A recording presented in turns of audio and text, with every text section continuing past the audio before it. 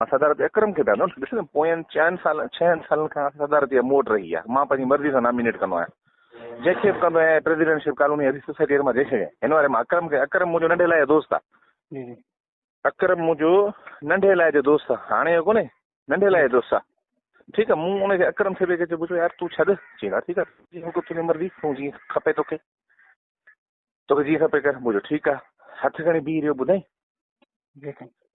ॾिस न असांजा सीट हली वई न, तूं ई बीह आहे, ॿियो को बीह आहे, ॿी को माण्हू बीह आहे। मां असां तोखे एतिरी ख़बर आहे, असां खटाए वञूं आहे। मूं ऑफिसरनि खे कोन बीहण ॾिनो, कंहिंखे कोन बीहण ॾिनो, रुगो हिननि जे करे न।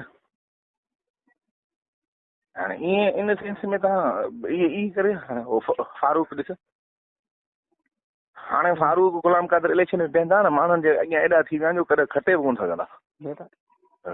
चवंदा माण्हू चवंदा कोन भाई हिननि जे हक़ में हथ खणी ईंदा आहिनि, माण्हू चवनि कोन था।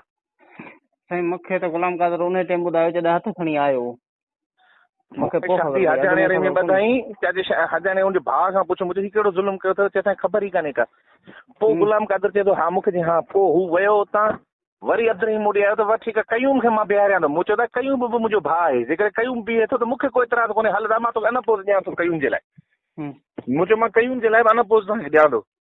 राति जो तव्हां हिकु ॿिए जो शरीफ़ गॾु हो, मुंहिंजो मां कयूं लाइ ॾियां थो तव्हांखे अनपोज़। ॾिस न मूंखां सीट कढी विया, मुंहिंजी कॉलोनी मूंखे माना हीअ वॾो सूर आहे, मुंहिंजी सोसाइटी मूंखां निकिरी वई आहे। सोसाइटी पोइ 4 सालनि खां ॾिस पोइ मूंखां टई हींअर मुंहिंजी माना खटियल छोकिरा हुआ मुंहिंजा, चाचा दोस्त इहो इम्तियाज़ प्रेसिडेंट मुंहिंजो अनपोज़ ईंदो आहे।